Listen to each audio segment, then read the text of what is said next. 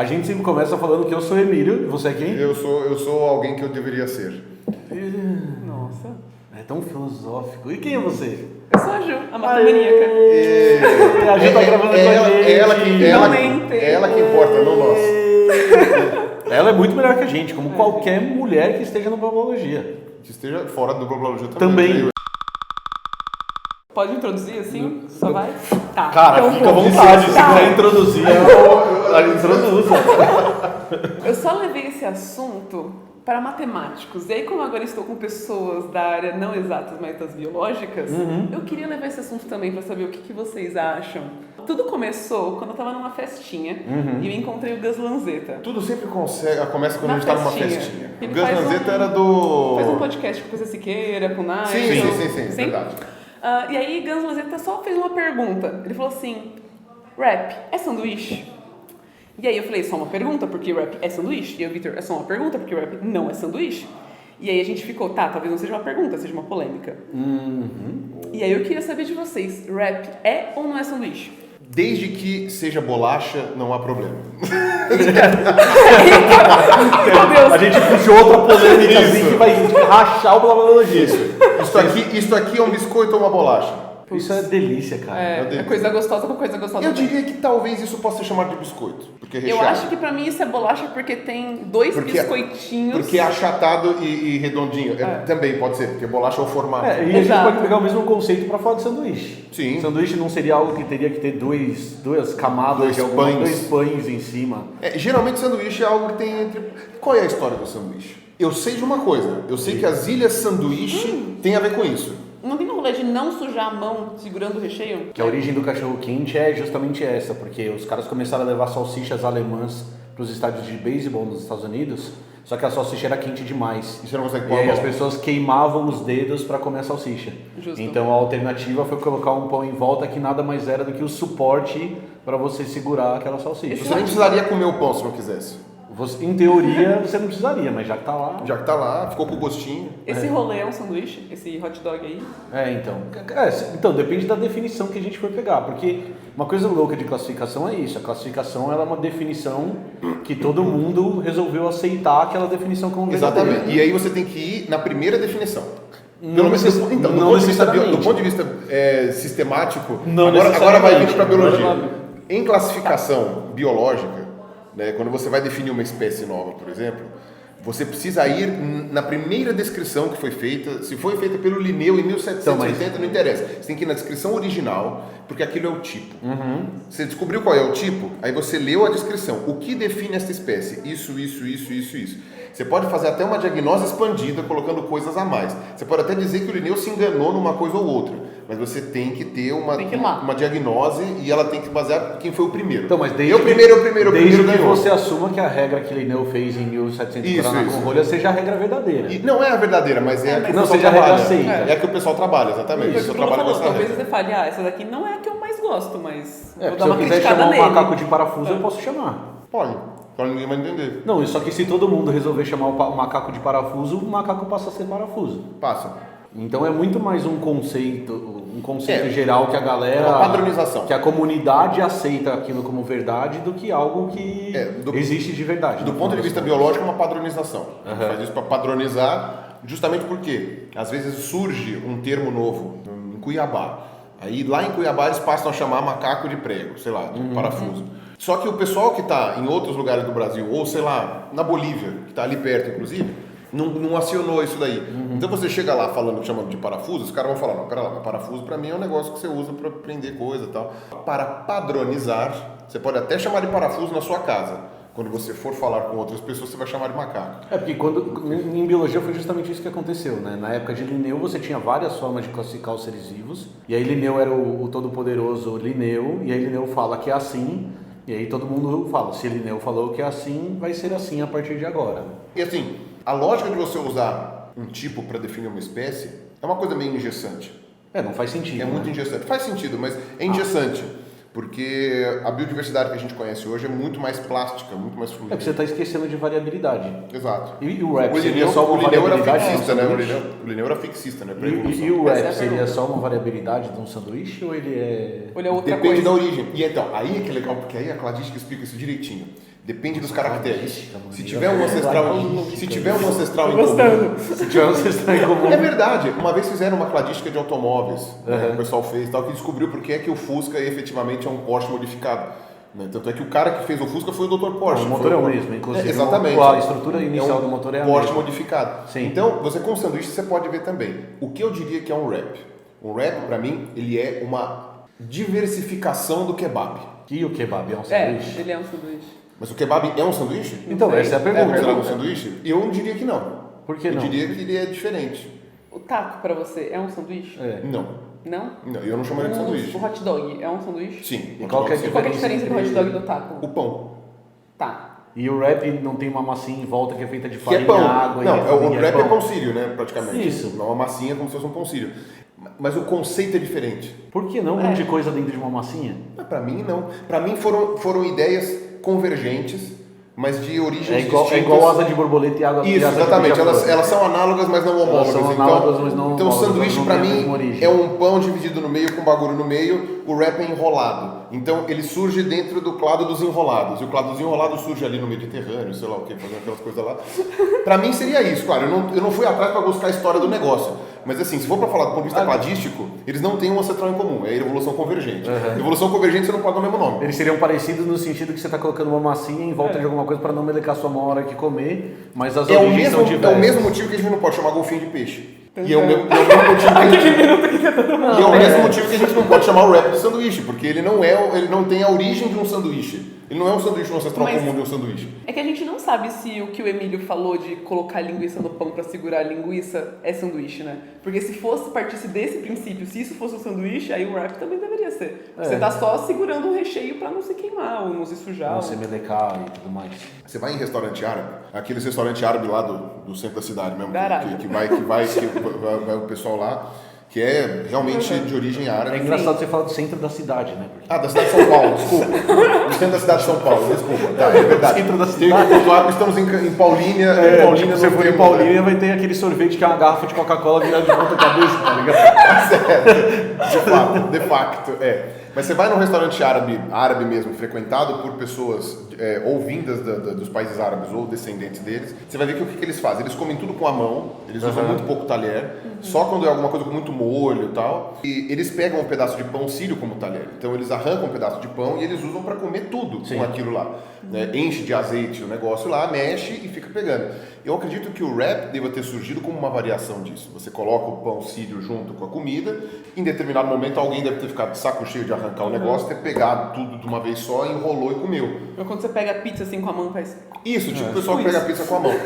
Faz uma coisa assim. Então, eu acho que deve ter sido isso. Chute do Pirula. Não estudei essa história a fundo. Se tiver alguém Cadê a aí... referência? Cadê a Se referência? tiver alguma pessoa de origem mediterrânea aí, sei lá, ou libanesa, ou israelense, ou sei lá, síria... Quiser contar pra gente. Quiser contar pra gente, eu agradeço muito. Mas...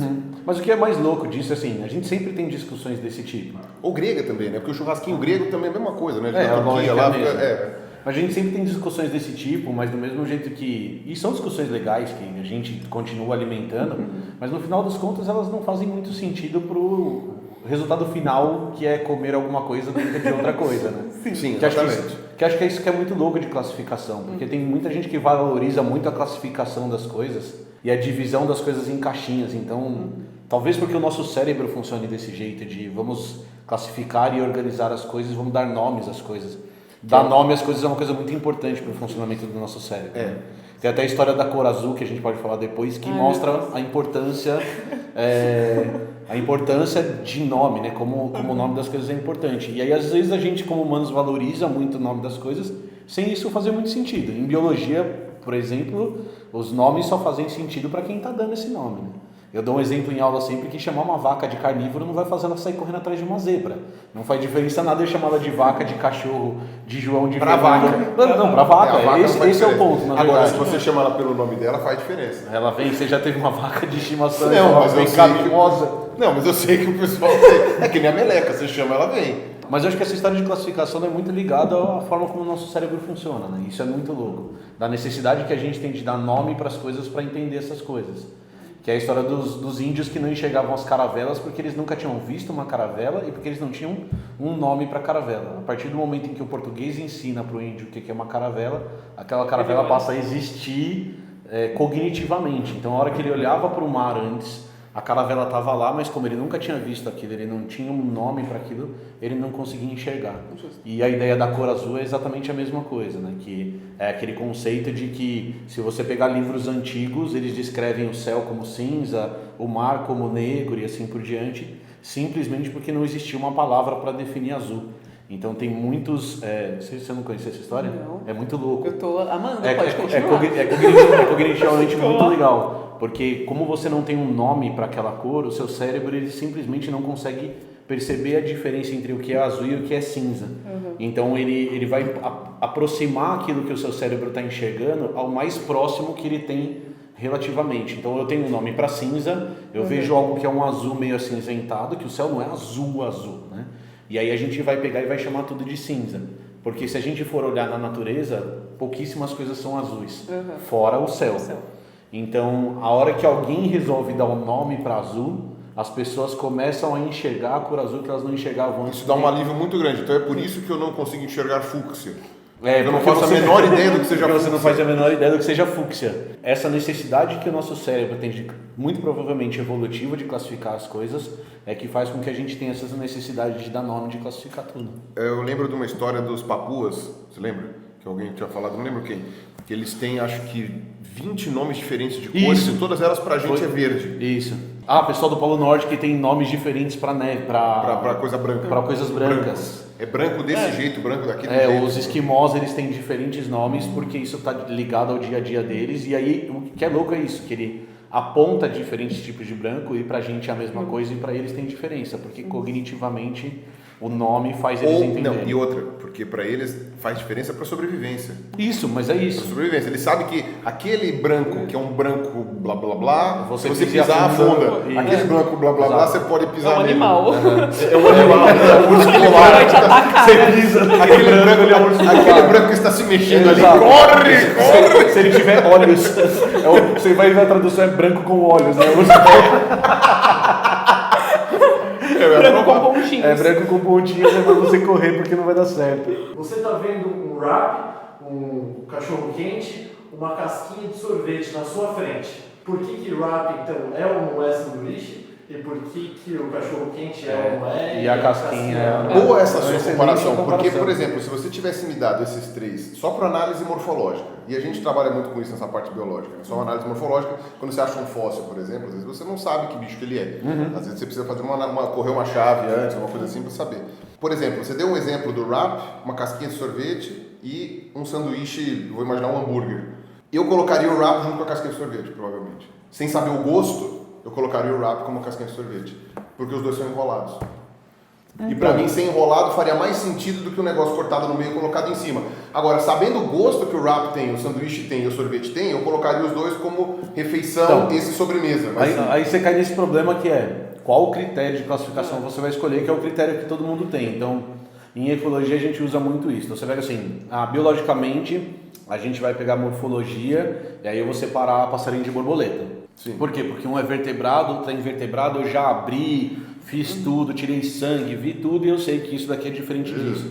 Mas a hora que você vai para ecologia, passarinhos e borboletas são bichos que voam. Então tem uma classificação chamada guilda, e a guilda é a classificação dos bichos que voam. a guilda dos ladrões. É bem isso, porque a guilda é ligado meio que à profissão da Sim, claro. Então, a guilda dos ladrões, a guilda dos magos, É o predador, é a presa. E aí você teria a guilda dos bichos que voam. Então, sei lá, você poderia classificar, igual você falou, esse aqui é enrolado, esse aqui é enrolado, eles estão no mesmo grupo, esse aqui é salgado, esse aqui é doce, eles estão em grupos separados. O que tá certo depende de quem tá falando, depende da classificação que você escolheu. A gente E o que você está procurando? A gente encontrou uma imagem que ela é 3x3, assim, e você descobre o nível de desapegado a sanduíches que você é, não sei como É posso dizer mesmo? isso. Sim. Cara, deve ser genial. E aí, a gente tem um amigo que ele tá no último nível, assim, no mais inferior. Tá. Ele é hardcore, assim, tudo pra ele. Você fala pra ele, isso aqui é um sanduíche, sabe? Porque ele usa a definição de é uma coisa gostosa dentro de uma coisa gostosa. Então, tipo... Um bolo pode ser um sanduíche. Pode, isso daqui é um sanduíche, porque é doce. A coisa gostosa é isso Isso aí. aqui até parece um sanduíche. É uma coisa gostosa embrulhada com duas coisas gostosas. Sim. E ele pegou essa definição... Então a dança do machixe entra fica Depende, pode não gostar de quiabo, e aí tem um que não Sim, é coisa é gostosa, verdade, não é sanduíche. entendi. Não sei. De fato, a dança do machista. O gostoso varia, o gostoso varia. Exato. Varia. Quando você pega uma coisa sem observar contexto algum e simplesmente divide por critérios que você escolheu, é fenética. É a fenética que o pessoal usou para muita coisa e a gente usa até hoje porque ela é muito prática para muitas coisas. Então a fenética é só uma questão matemática. Aliás, quem propôs a fenética eram todos matemáticos. Eles sabiam fazer conta e eles sabiam que as coisas eram óbvias e falavam assim, tá, então isso aqui faziam tabelas gigantescas de semelhanças. O que você tem em comparação com isso e por numeração. Então, quer dizer, você tem 12 características. A casquinha de sorvete e o wrap tem 7 características em comum. E o wrap e o hambúrguer tem 5 características em comum. Então, a casquinha de sorvete e o wrap estão no mesmo grupo. Por causa de um que fez diferença, então não sei o quê. Quando você vai para a cladística, que essa é a grande sacada do Hennig, né, foi colocar um fator que os fenéticos ignoravam completamente, que é a evolução. Vocês têm uma história atrás daquilo. E essa história é que vai fazer a diferença, que vai te dizer por que uma coisa é uma coisa e outra coisa é outra. Que acaba acontecendo com um exemplo que você Exato. deu no golfinho e peixe, No golfinho, que um rabo bate assim, outro rabo bate assim, Que, os aliás, dois rabos batem. Que, aliás, se tiver um cladista clássico aqui que ele me assistir, vai ficar puto. Porque tecnicamente o golfinho também é um peixe, como qualquer vertebrado. Mas é peixe no sentido estrito que a gente fala, tá? O histórico ajuda fantasticamente como desempate. Porque aí você chega e fala, aquelas 7 características que juntam a casquinha de sorvete com o wrap, não são todas igualmente relevantes. São 7 características que elas têm pesos diferentes. E esse peso depende do histórico. E aí, dependendo de como for, você acaba juntando o wrap junto com o sanduíche e a casquinha de sorvete vai para outro lado. Então, e aí, baseado nessa história de filogenia, uma coisa que é muito difícil a gente colocar na cabeça do aluno ou das pessoas que estão assistindo, ou de qualquer um, é que em biologia a gente tem uma ideia muito clara de que essa classificação é artificial. Então, e que ela pode variar realmente. Não fale isso para um cladista que vai ficar doido. Não, mas ela porque é um grupo artificial. Natural. É essa que é a questão. A cladística ela quer resgatar a verdade, o que foi. Então, por isso que no caso do cladista, a classificação lineana é meio mais irrelevante. O cladista não tem aquele negócio de reino, filo, classe, ordem, gênero, espécie, família, gênero, espécie, tal, subfamília, superfamília, tribo, infraclasse, essas coisas todas que tem. Isso daí pro cladista é irrelevante. Mas, beleza. O que importa é quem é o ancestral e quais são as... Tá as ótimo, divisões. então vamos imaginar um cladista extraterrestre, certo? Não um cladista humano. Tá. E aí ele chegou aqui na Terra para classificar seres vivos. Ele vai chamar de nomes diferentes. Não, então... Mas ele vai chegar na mesma conclusão. Eu sei, mas ele vai chegar na mesma conclusão como se, por exemplo, você tem uma variação gigantesca entre os organismos da mesma espécie. Emílio, 115 kg de carne cor-de-rosa, beleza? E aí você pega qualquer exemplo de humano que seja diferente, um negro anão da África do Sul. E aí você, cara, tem tantas diferenças entre esses grupos que será que essa variação seria considerada... Mas a cladística é assim, e essa que é a questão, pouco importa. E sabe como é que você estabelece a cladística faz isso? Grupo externo. Você chega e fala, eu não sei se o pigmeu da África ou o Emílio são a mesma espécie. Tá bom, eu pego um chimpanzé. Putz, a diferença entre o chimpanzé e o Emílio é exatamente a mesma diferença entre o chimpanzé e o pigmeu. E a diferença entre o pigmeu e o Emílio é irrelevante. Irrelevante quando você compara com o do chimpanzé. Então o pigmeu e o Emílio são a mesma espécie e o chimpanzé é uma espécie diferente. É isso que a gente faz em cladística. E parece funcionar muito bem. E o extraterrestre, se ele chegasse... E aí é legal, porque dá para fazer uma analogia muito próxima com a matemática. Eu vi aquele vídeo que você fez perguntando para as pessoas se a matemática é inventada ou se a matemática... Eu muito chegar lá. Ou se a matemática é descoberta. E para mim, a matemática é os dois. Porque assim, o cálculo matemáticos vão ser concluídos por qualquer ser vivo pensante em qualquer parte do universo. Que vai variar a simbologia. Ele só não vai chamar 2 de 2, ele não vai colocar o desenho do 2, ele vai fazer alguma outra coisa, vai chamar de outro jeito. Mas ele vai entender o conceito de 2, ele vai ter, de alguma forma. Aí foi descoberto, então foi descoberta que aquilo lá existe e você inventou um método para conseguir representar aquilo lá e para colocar, para facilitar as coisas. Né? Talvez eles tenham outras operações básicas, que não seja só adição... Você também acha que é descoberta? Não é um construto humano e... Eu sou do time que é descoberta. Na verdade, é as duas coisas, né? É o que eu falei, é uma descoberta e uma invenção. Não, você está desagradando os dois lados. Eu não lembro. Ho dimenticato, non lo so. Non lo so più. Nossa senhora, você é muito... Caga Lula, regra, hoje né? tá Falarei em ótimo. outras línguas. Não, é assim sempre. É assim sempre. insuportável, cara. É insuportável. Gravar com ele é muito difícil, cara. É muito. E o Ruas, então, meu Deus, é isso. Aí, ó, é insuportável, né?